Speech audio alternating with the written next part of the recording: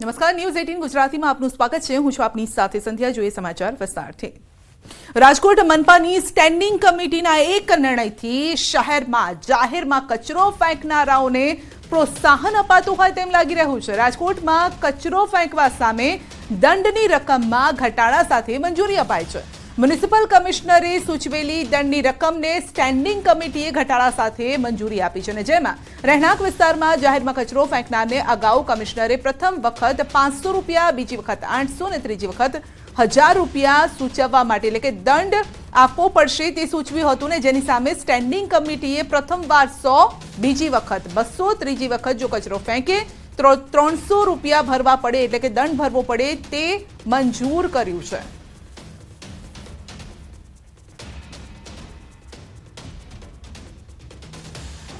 રહેણાંકમાં commissioner સાહેબે જે ₹500 સૂચવ્યા હતા એના અમે ₹100 કરી છે. પહેલાં ₹500 જ હતા. પછી આ વખતે માનનીય કમિશનરશ્રી દ્વારા 3 તબક્કા, પહેલો તબક્કો, પ્રથમ વખત, બીજી વખત અને ત્રીજી વખત હું એક વખત કચરો નાખું છું તો મને કમિશનર સાહેબે ₹500 દંડ કર્યો હતો. પછી બીજી વખતમાં ₹800 એને સૂચવ્યા હતા અને ત્રીજી વખતમાં 1000 સૂચવ્યા હતા. એના અમે લોકોએ 100, 200 અને 300 કર્યા છે.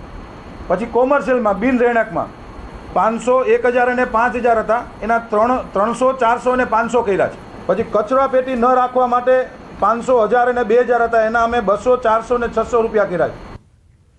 1 એપ્રિલથી અમલમાં આવનાર ઇન્કમટેક્સમાં કલમ 43BH મુજબ સ્મોલ અને માઇક્રો એન્ટરપ્રાઇઝ પાસેથી ખરીદીનું પેમેન્ટ 15 થી 45 દિવસમાં ફરજિયાત, જ્યારે કે મીડિયમ ઇન્ડસ્ટ્રીઝ માટે 100 થી 120 દિવસનો સમય આપવામાં આવે છે. મીડિયમ ઇન્ડસ્ટ્રીઝને પેમેન્ટ મોડું મળતું હોવાથી અને સ્મોલ અને માઇક્રો પ્લાન્ટને પેમેન્ટ કરવું પડશે તો સમસ્યામાં વધારો થઈ શકે છે, જેને લઈને મોરબી સિરામિક એસોસિએશને સાંસદ મોહનભાઈ કુંડારિયાને સાથે રાખી દિલ્હી ખાતે સેન્ટ્રલ બોર્ડ ઓફ ડાયરેક્ટર ટેક્સના ચેરમેન તથા એમએસએમઈના મંત્રી નારાયણ રાણે સાથે કેન્દ્રીય નાણામંત્રી નિર્મલા સીતારમણે રજૂઆત કરી છે.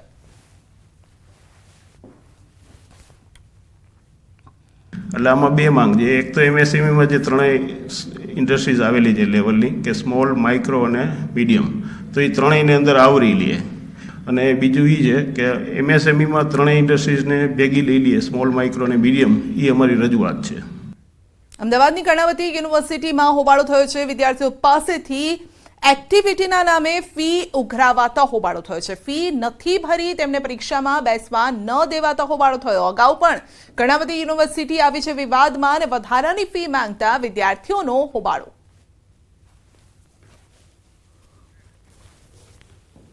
અમદાવાદના સનાથલ વિસ્તારમાં પલટી કાર ગોકુલધામ સોસાયટી પાસેના સીસીટીવી સામે આવ્યા છે, જેમાં દ્રશ્યો કેદ થયા છે. આપ જોઈ શકો છો કે કાર પલટી ખાઈ ગઈ હતી. તૂટેલા ડિવાઈડરનો પથ્થર રસ્તા પર પડ્યો હતો અને જેના પર કાર ચઢી જતા પલટી ખાઈ ગઈ. કાર ચાલક મહિલાનો આબાદ બચાવ થયો છે. કોઈ જાનહાનિ નથી થઈ. 1 સપ્તાહ પહેલાની આ ઘટના છે જેના સીસીટીવી હવે બહાર આવ્યા છે.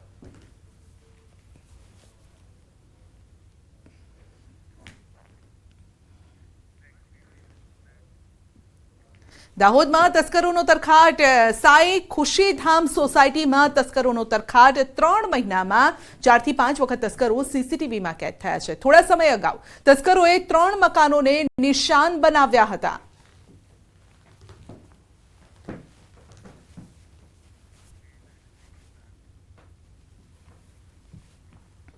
અરવલ્લીના ધનસુરામાં ભંગારના ગોડાઉનમાં ભીષણ આગ લાગી છે. શક્તિનગર રોડ પર આવેલ ગોડાઉનમાં આગ લાગી છે.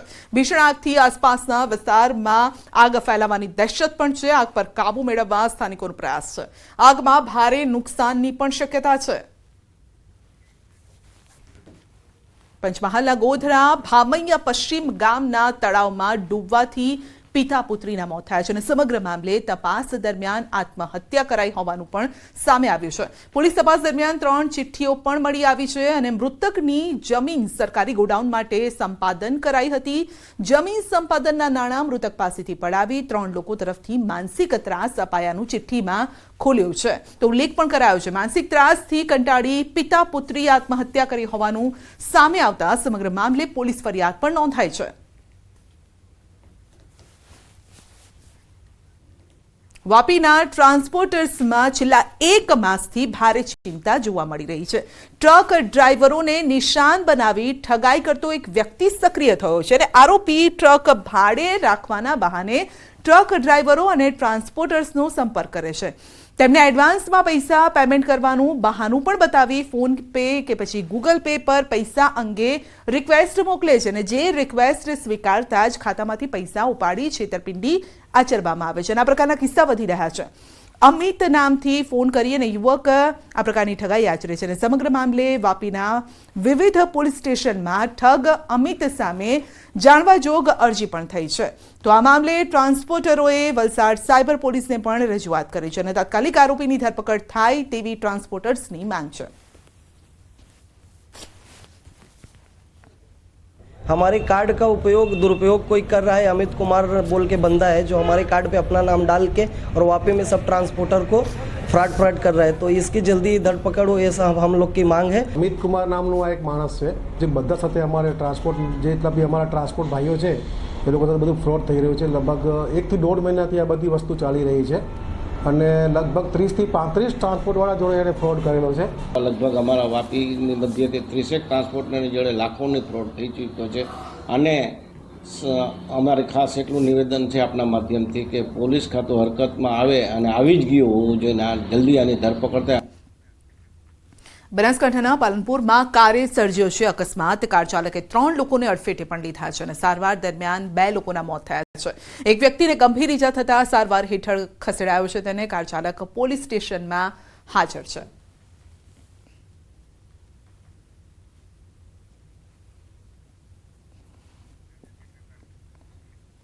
વડાપ્રધાન નરેન્દ્ર મોદી આવતીકાલે ગુજરાત પ્રવાસે આવશે. અમદાવાદ, મહેસાણા, નવસારીના કાર્યક્રમમાં તેઓ હાજરી આપશે. પીએમના આગમનને લઈને તડામાર તૈયારીઓ કરવામાં આવી છે. આગમન પહેલા જ એરપોર્ટથી સ્ટેડિયમ સુધી રિહર્સલ પણ કરાયું. પોલીસ ઉચ્ચ અધિકારીઓએ રૂટનું નિરીક્ષણ કર્યું અને એરપોર્ટથી નરેન્દ્ર મોદી સ્ટેડિયમ સુધી પોલીસનો ચુસ્ત બંદોબસ્ત પણ જોવા મળ્યો. વડાપ્રધાન નરેન્દ્ર મોદી આવતીકાલે ગુજરાતના પ્રવાસે છે અને અમૂલ દ્વારા આયોજિત સહકાર સંમેલનમાં હાજરી આપવાના છે. ત્યારે વડાપ્રધાન નરેન્દ્ર મોદી આવે તે પહેલાં જ અમદાવાદ એરપોર્ટથી લઈ નરેન્દ્ર મોદી સ્ટેડિયમ છે તે સ્ટેડિયમ સુધી રિહર્સલ છે તે કરવામાં આવી રહ્યું છે. એટલે કે અમદાવાદ એરપોર્ટથી લઈ સ્ટેડિયમ સુધીનો જે રૂટ છે તેનું નિરીક્ષણ છે તે કરવામાં આવશે. સુરક્ષામાં કોઈ જ ખામી ના રહી જાય તે માટેની આખી વ્યવસ્થા છે તે કરવામાં આવી હતી. ગઈકાલે મળીએ તે આજે રિહર્સલ થઈ રહી છે. એટલે કે વડાપ્રધાન નરેન્દ્ર મોદીની સુરક્ષામાં કોઈ જ ખામી ના આવે તે માટેની અગાઉથી આયોજન છે તે કરવામાં આવી રહ્યું છે. આ કાફલો છે અમદાવાદ એરપોર્ટ પરથી નીકળી રહ્યો છે અને અમદાવાદ એરપોર્ટથી થઈ અને જે સ્ટેડિયમ છે તે જશે. વડાપ્રધાન નરેન્દ્ર મોદી આવતીકાલે અમદાવાદ આવવાના છે અને આખો કાફલો છે તે સ્ટેડિયમથી અમદાવાદ એરપોર્ટ પર પરત ફરશે અને ત્યારબાદ જે કાર્યક્રમ છે સહકાર સંમેલન તે પૂર્ણ કરી વડાપ્રધાન નરેન્દ્ર મોદી છે તે વાડીનાથ મહાદેવના જે પ્રાણ પ્રતિષ્ઠા મહોત્સવ છે ત્યાં જવા માટે રવાના થશે. કેમેરામેન અમિત શર્મા સાથે વિભુ પટેલ, ન્યૂઝ 18 ગુજરાતી, અમદાવાદ. નરેન્દ્ર મોદી સ્ટેડિયમમાં કાલે સહકાર સંમેલનનું આયોજન કરાયું છે. પ્રધાનમંત્રીની હાજરીમાં યોજાશે સહકાર સંમેલન. સહકારિતા મંત્રી અમિત શાહ પણ હાજર રહેશે અને 1.25 લાખથી વધુ ખેડૂતો અહીં હાજર રહેશે. 5 નવા પ્રોજેક્ટનું પીએમના હસ્તે ઉદ્ઘાટન થશે. તો અમૂલ ફેડરેશનની 1973ની સ્થાપના, 1946માં અમૂલ ડેરીની સ્થાપના થઈને આ વર્ષે ટર્નઓવર 61,000 કરોડને આંબી જશે અને 1.25 લાખ ખેડૂતો અહીં હાજર રહેશે. આપણે જણાવી દઈએ કે આગામી 10 વર્ષમાં વિશ્વનું 30%થી પણ વધુ દૂધ ભારતમાં ઉત્પાદન થશે. 1200 કરોડના 5 પ્રોજેક્ટમાં રોકાણ. 1946માં 250 લીટર દૂધ સાથે અમૂલની સ્થાપના થઈ હતી અને સરદાર પટેલની દીર્ઘદ્રષ્ટિથી આ સ્થાપના કરાઈ હતી. અમૂલ ફેડરેશનની સ્થાપનાના 50 વર્ષની ઉજવણી અને અમૂલના સંઘો થકી રોજ 300 લાખ લીટર દૂધ આવે છે. સ્થાપના સમયે ફેડરેશનનું ટર્નઓવર 20 કરોડનું હતું. ફેડરેશનનું ટર્નઓવર આ વર્ષે 61,000 કરોડને આંબી જશે અને દરેક ગામમાંથી 1.25 લાખ ખેડૂતો કુલ અહીં હાજર રહેશે. 1200 કરોડના 5 નવા પ્રોજેક્ટનું ઉદ્ઘાટન. ચીઝ, આઈસ્ક્રીમ, ચોકલેટ પ્લાન્ટનું ઉદ્ઘાટન થશે. અમૂલના એક્સપાન્શન માટે પણ હાલ 11,000 કરોડના પ્રોજેક્ટ અને 3,000 કરોડના કામ પૂર્ણ થયા છે. ગુજરાત અને ગુજરાત બહાર અમૂલ કરશે એક્સપાન્શન. પુણે, ગોવા, કલકત્તા, મુંબઈ, વારાણસી સહિતના સ્થળે વિસ્તાર આનું કરવામાં આવશે. 4 થી 5,000 લોકોને સીધી અને આડકતરી રીતે વિસ્તરણ થકી રોજગારી પણ મળી રહેશે. આજે આપણું ટર્નઓવર અમૂલ બ્રાન્ડનું 80,000 કરોડ રૂપિયાને આંબી ગયું છે. અમૂલ ફેડરેશનનું ટર્નઓવર 61,000 કરોડને આંબી જશે આ વર્ષે. દૂધ રોજનું 300 લાખ લીટર આવે છે. 36 લાખ સભાસદ છે. 18,600 ગામ, ગુજરાતના લગભગ દરેક ગામમાં એક દૂધ મંડળી છે. એટલે આમ વિશ્વની સૌથી મોટી સહકારી ડેરી સંસ્થા તરીકે આપણી આ સંસ્થા આજે ઉભરીને આવી છે. એટલે આમ આ પ્રસંગ એક ઉજવણીનો પ્રસંગ છે. ખેડૂતો ભેગા થઈ સહકારી મોડેલથી એક ગ્લોબલ લેવલની એક સંસ્થા કેવી રીતે ઊભી કરી શકે, ગ્લોબલ લેવલની બ્રાન્ડ એટલે કે વિશ્વની સ્ટ્રોંગેસ્ટ ડેરી બ્રાન્ડ તરીકે આજે જ્યારે અમૂલની ગણના થતી હોય તો ખેડૂતો તેમના પરિશ્રમથી, તેમની અથાગ મહેનતથી અને તેમની દૂરંદેશી વિઝનથી કેવી રીતે કામ કરી શકે તેનું આ જ્વલંત મોડેલ છે. પ્રધાનમંત્રી નરેન્દ્ર મોદી આવતીકાલે ગુજરાતના પ્રવાસે આવવાના છે અને અમદાવાદ સહિત અલગ અલગ જગ્યાએ 5 અલગ અલગ કાર્યક્રમોમાં પ્રધાનમંત્રી નરેન્દ્ર મોદી જે છે તેઓ ઉપસ્થિત રહેવાના છે. ત્યારે સૌથી પ્રથમ કાર્યક્રમ જે છે અમદાવાદના નરેન્દ્ર મોદી સ્ટેડિયમમાં ગુજરાત કોઓપરેટિવ મિલ્ક માર્કેટિંગ ફેડરેશનની ગોલ્ડન જ્યુબલી જે છે કે તેની ભવ્ય ઉજવણી પ્રધાનમંત્રી નરેન્દ્ર મોદી અહીંયા કરવાના છે અને નરેન્દ્ર મોદી સ્ટેડિયમમાં આ સમગ્ર કાર્યક્રમનું આયોજન કરવામાં આવ્યું છે. દ્રશ્યમાં આપ જોઈ શકો છો કે અત્યારે તમામ પ્રકારની તૈયારીઓ જે છે તે અત્યારે નરેન્દ્ર મોદી સ્ટેડિયમમાં કરવામાં આવી રહી છે. નરેન્દ્ર મોદી સ્ટેડિયમમાં મહાસંમેલન યોજાવાનું છે જેમાં 1.25 લાખથી પણ વધુ લોકો જે છે તે અહીંયા ઉપસ્થિત રહેવાના છે. પ્રધાનમંત્રી નરેન્દ્ર મોદીની સાથે સહકારિતા મંત્રી અમિત શાહ, આ ઉપરાંત મુખ્યમંત્રી ભૂપેન્દ્ર પટેલ સહિતના નેતાઓ અને ફેડરેશનના હોદ્દેદારો પણ અહીંયા ઉપસ્થિત રહેશે.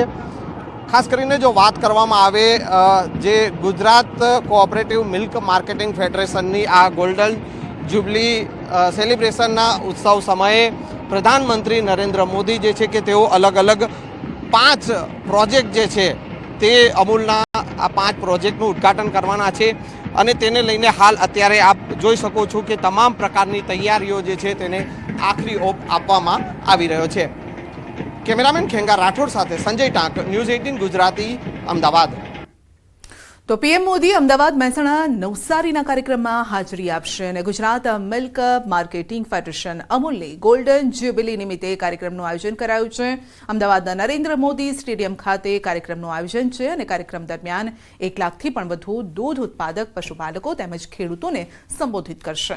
અમદાવાદ ખાતેના કાર્યક્રમમાં હાજરી આપ્યા બાદ મહેસાણા ખાતે જશે અને જ્યાં તરફ ખાતે વાળીનાથ મહાદેવના પ્રાણ પ્રતિષ્ઠા મહોત્સવમાં હાજરી આપશે. વાળીનાથ મંદિરમાં પૂજન કર્યા બાદ માલધારી સમાજને સંબોધિત કરશે. બપોર બાદ વડાપ્રધાન નરેન્દ્ર મોદી નવસારી જવા રવાના થશે. નવસારી ખાતે પીએમ મિત્ર પાર્ક અને અન્ય સરકારી યોજનાઓનું પણ તેઓ ખાતમુહૂર્ત અને લોકાર્પણ કરશે.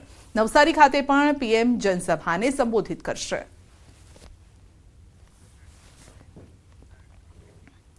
ભાવનગરમાં ફરી એકવાર આખલાઓનો ઉત્પાત જોવા મળ્યો છે. શહેરના મુખ્ય બજાર પાસેના રૂપમ ચોક પર જાહેરમાં 2 આખલાઓ બાખડતા અફરાતફરી મચી ગઈ હતી. 2 આખલાઓ સામસામે આવતા વાહન ચાલકો સહિત રાહદારીઓના જીવ અદ્ધર થઈ ગયા હતા અને શહેરમાં આખલાઓનો ઉત્પાત દૂર થાય તે માટે મનપા દર મહિને 40 લાખ જેટલો ખર્ચ કરે છે. છતાં પણ જાહેર રોડ પર આખલાઓના આતંકની ઘટનાઓ સામે આવતી રહે છે.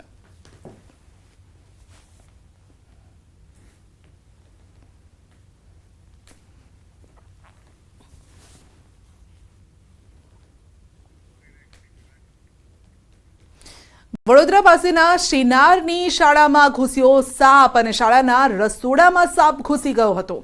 તો સાપ ઘૂસી જતા બાળકોમાં પણ ફફડાટ ફેલાયો હતો. વાઇલ્ડલાઇફ ટ્રસ્ટ દ્વારા તેનું રેસ્ક્યુ કરવામાં આવ્યું હતું અને ત્યારબાદ બાળકોએ રાહતનો શ્વાસ લીધો.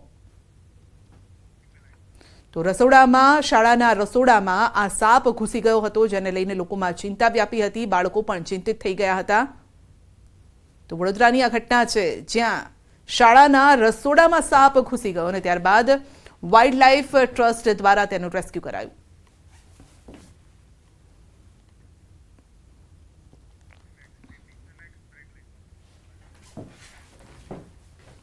તો બુલેટિનમાં આગળ વધીશું નાનકડા બ્રેક બાદ.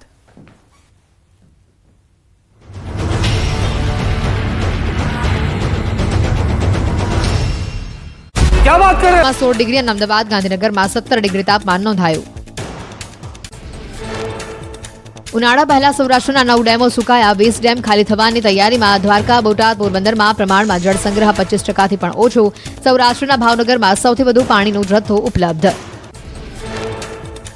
ગીગા બંબરના બફાટ સામે આહિર સમાજે પણ નોંધાવ્યો વિરોધ. આહિર સમાજના આગેવાનો રાજકોટ કલેક્ટર કચેરી એકઠા થયા. કલેક્ટરને આવેદનપત્ર પાઠવી ગીગા બંબર વિરુદ્ધ કાયદેસરની કાર્યવાહી કરવાની માંગ કરી.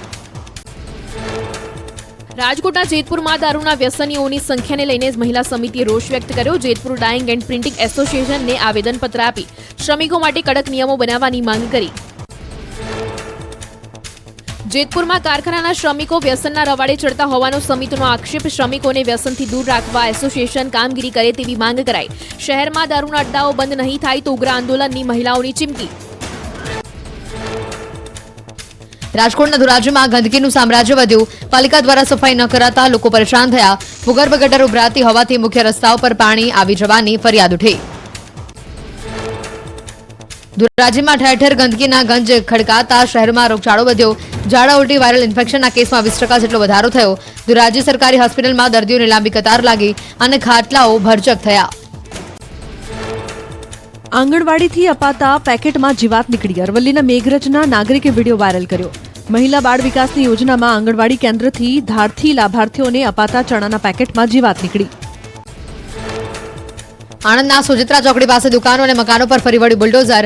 દબાણો દૂર કરવાની કાર્યવાહી કરતા લોકોમાં રોષ. કોઈ નોટિસ વગર દબાણો હટાવાયા હોવાનો સ્થાનિકોનો તંત્ર સામે આરોપ. મહીસાગરમાં ફૂડ એન્ડ ડ્રગ્સ વિભાગની મોટી કાર્યવાહી. વિવિધ વિસ્તારોમાં સર્ચ ઓપરેશન હાથ ધરી ખાણીપીણીની ચીજવસ્તુઓ સાથે ચેડા કરનારને દંડ ફટકાર્યો.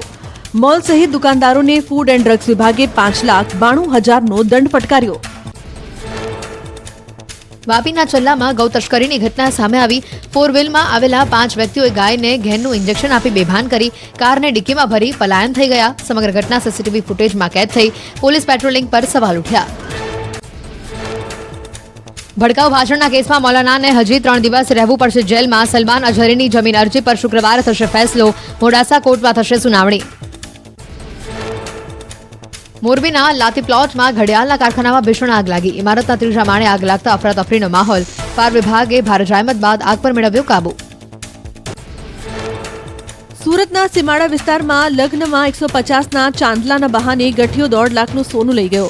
લખનારી મહિલા 500ના છૂટા લેવા ગઈને ઘરેણા તફડાવ્યા. રાધે ફાર્મમાં લગ્ન પ્રસંગમાં સીસીટીવી સામે આવ્યા. સરથાણા પોલીસમાં ચોરીની ફરિયાદ નોંધાઈ. સુરતમાં ઉધના ચીકુવાડી પાસે શુભલક્ષ્મી જ્વેલર્સમાં સોનાની ચેઇનની ચોરી થઈ. ગ્રાહકના સ્વાંગમાં આવેલું દંપતી દુકાનદારની નજર ચૂકવી ચેઇન ઉઠાવી ફરાર થયા.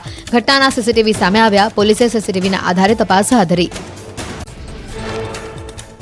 સુરતના વેડ રોડ પર 96 લાખ ચોરીના મામલે બંટી બબલી ઝડપાયા. બંને પાસેથી 70 લાખ કબજે કરાયા. યુવતીએ પીડિત યુવકને પ્રેમજાળમાં ફસાવી 96 લાખ રોકડાની કરી હતી ચોરી. વડોદરામાં સિદ્ધેશ્વર ધામ સરકારના દિવ્ય દરબારમાં સત્યના પારખાનો વિડીયો સામે આવ્યો. શ્રદ્ધાળુએ શાસ્ત્રી સમક્ષ બેસી પોતાનું અને પિતાનું નામ બતાવવા ચેલેન્જ કરી. આદર્શ કૃષ્ણ શાસ્ત્રી શ્રદ્ધાળુનું નામ ન બતાવી શક્યા. આદર્શ કૃષ્ણ શાસ્ત્રી નામ કહેવાનો સ્પષ્ટ ઇનકાર કરતા તડાફડી થઈ ગઈ. શ્રદ્ધાળુએ જાહેરમાં તાયફો કર્યો. 5 મિનિટ સુધી ઉગ્ર ચર્ચા ચાલી, જેનો વિડીયો સોશિયલ મીડિયા પર વાયરલ થયો. ભાજપના નેતાના સહયોગથી યોજાયો હતો દિવ્ય દરબાર. વડોદરાના કરજણમાં ચાલુ શાળાએ છતના પોપડા પડ્યાનો વિડીયો વાયરલ. કરજણની શાળા એનબી સાર્વજનિક શાળામાં બપોરના સમયે વર્ગખંડમાં છતના પોપડા પડ્યા. પોપડા પડવાના કારણે એક વિદ્યાર્થીની ઈજાગ્રસ્ત થઈ. ઘટનાને લઈને વાલીઓમાં રોષ જોવા મળ્યો. અમદાવાદમાં નરોડાની નારાયણા ઇંગ્લિશ સ્કૂલને જોડતા રોડનું સમારકામને લઈને અવરજવર માટે મુશ્કેલી. એએમસીને પત્ર લખી જાણ કરાયા છતાં કોઈ કાર્યવાહી નહીં. સમારકામ પૂર્ણ ન થાય ત્યાં સુધી બાળકોનો અભ્યાસ અધ્ધરતા.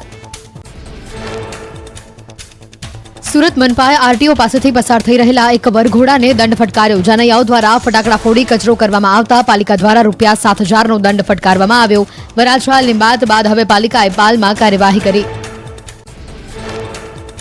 સુરત મનપાની સામાન્ય સભામાં શાસકો અને વિપક્ષ વચ્ચે થયો હોબાળો. બંને પક્ષ આમને સામને આવી જતા માહોલ ગરમાયો. સભામાં ઇમ્પ્રુવમેન્ટ સમિતિના ચેરમેને આપ પર કટાક્ષ કરતા વિવાદ ઉગ્ર થયો. અમદાવાદમાં ફતેવાડી કેનાલ પાસે ભૂવો પડતા કાર ખાપી. લબેગ પાર્ક રસ્તા પર જતા પડ્યો ભૂવો. વાહન ચાલકોને પડી રહી છે હાલાકી. અગાઉ પણ આ રોડ પર ભૂવો પડ્યો હતો. વડોદરામાં અકસ્માતમાં આરોપીને છોડાવવાના આક્ષેપો સામે સાંસદનો ખુલાસો. કહ્યું કે આરોપીને છોડાવવા પોલીસ સ્ટેશન નહોતા ગયા. અકસ્માતમાં કોચ પર ફરિયાદ થઈ હતી તો પછી તેને છોડાવવાનો પ્રશ્ન જ થતો નથી તેવું પણ તેમણે ઉમેર્યું. જૂનાગઢના મધુરમ વિસ્તારમાં બાઇકની અડફેટે આવતા મહિલાનું મોત થયું. રોડ ક્રોસ કરતા સમયે બાઇક ચાલકે મહિલાને અડફેટે લેતા ઘટના સ્થળે જ મહિલાનું મોત થયું. મૃતક મહિલા સાથે રહેલી બાળકીનો આબાદ બચાવ થયો. બનાસકાંઠાના પાલનપુરમાં આબુ હાઈવે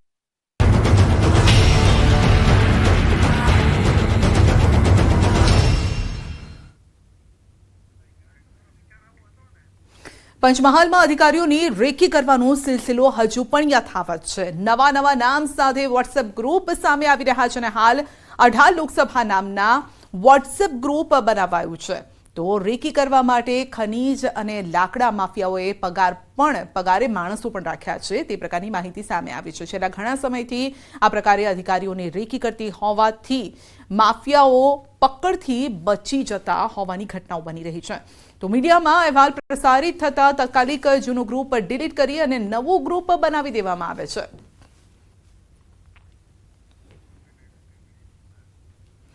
સુરતના રાંદેર પોલીસની સરાહનીય કામગીરી સામે આવી છે. પોલીસે 44 વર્ષીય વ્યક્તિને આપઘાત કરતા રોક્યા હતા. કાપડના ધંધામાં ભાગીદારે દગો આપ્યા બાદ ધંધો બંધ થતા આર્થિક સંકળામણના કારણે વ્યક્તિએ આપઘાતનું પગલું ભરવાનું નક્કી કર્યું હતું. પોલીસે તેમનું કાઉન્સેલિંગ કરી અને એક એનજીઓની મદદથી તેમને લોન પર નવી રિક્ષા અપાવી અને ફરી રોજીરોટી માટેની તક પૂરી પાડી હતી. 2,92,000ની આ રિક્ષા 42,000ના ડાઉન પેમેન્ટ પર ખરીદી તેમને નવું જીવન હિંમતભેર જીવવાની પ્રેરણા આપી છે.